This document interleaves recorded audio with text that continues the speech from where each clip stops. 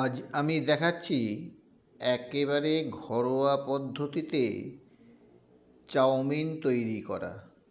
দেখুন, কড়াতে জল নিয়ে একটু গরম করে তাতে সিদ্ধ করতে দেওয়া হয়েছে। তারপর দেখুন, আলু, বিনস, মটরশুঁটিকে ছাড়িয়ে রাখা হয়েছে একটা পাত্রে। সঙ্গে দেখুন, পেঁয়াজকে কুচিয়ে, কাঁচা লঙ্কাকে কুচিয়ে রাখা হয়েছে একটা পাত্রে। এরপর দেখুন যে চাউমিন যে সিদ্ধ করতে দেওয়া হয়েছিল সেদ্ধ হয়ে গেছে, সেটা ছাঁকুনির সাহায্যে ছেঁকে নেওয়া হচ্ছে আস্তে আস্তে। দেখুন, ওটা জল ঝরিয়ে নেওয়ার জন্য একটা পাত্রে রাখলে ভালো হতো, তবে এতেও জলটা ভালো করে ঝরিয়ে নিয়ে রাখলে অসুবিধে হয় না। একটু জড়িয়ে গেলে হাতে করে সেগুলোকে ছাড়িয়ে নিতে হয়। দেখুন, এইভাবে ছেঁকে নেওয়া হচ্ছে।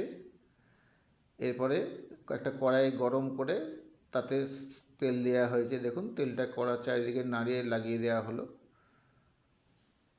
তেলটা গরম হয়ে গেলে যে আলু, বিনস, কড়াইশুঁটিগুলো ছাড়িয়ে দেওয়া ছিল সেগুলোকে কড়ার মধ্যে দিয়ে ভেজে নেওয়া হচ্ছে। দেখুন,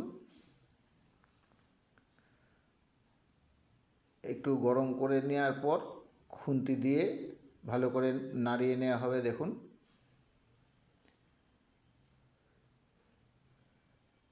খুন্তি দিয়ে নাড়িয়ে নেওয়া হচ্ছে। খুন্তি দিয়ে নাড়ানোর পর যখন একটু লাল লাল হয়ে যাবে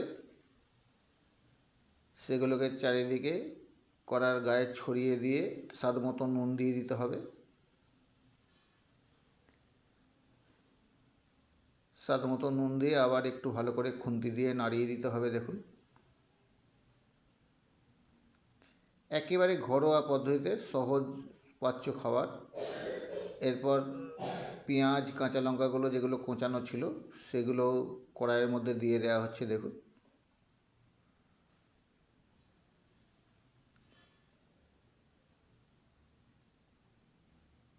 ভালো করে নাড়িয়ে নেওয়া হচ্ছে পেঁয়াজ, কাঁচা লঙ্কার কুচিগুলো সবজিগুলোর সঙ্গে। আজকে তৈরি করছি একেবারে ঘরোয়া সবজি চাউমিন। মোটামুটি ভাজা হয়ে গেছে, দেখুন লাল লাল হয়ে গেছে।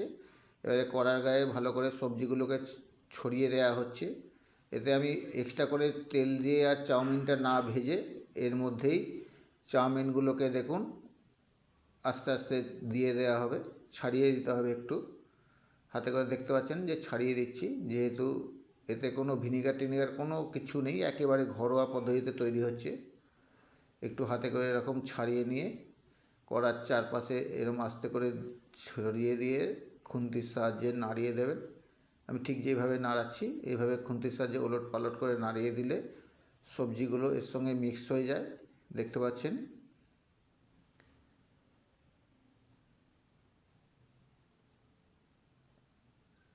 আঁচটাকে একটু কমিয়ে রাখবেন, তাহলে কড়ার গায়ে লেগে যাওয়ার ভয় থাকবে না।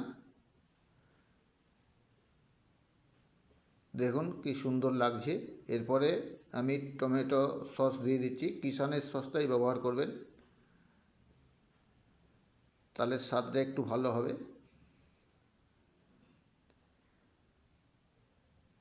মোটামুটি আমাদের ঘরোয়া পদ্ধতিতে চাউমিন তৈরি হয়ে এলো। এতে যারা যারা আপনারা একটু মিষ্টি ভালোবাসেন চিনি অ্যাড করতে পারেন, আমি কিন্তু চিনি অ্যাড করলাম না।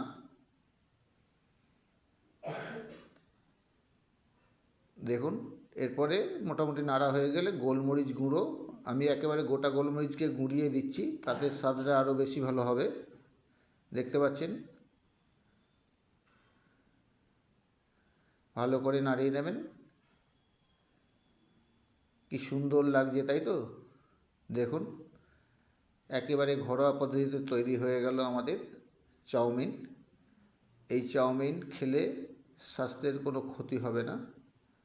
ভালো লাগলে আমার চ্যানেলটি সাবস্ক্রাইব করবেন।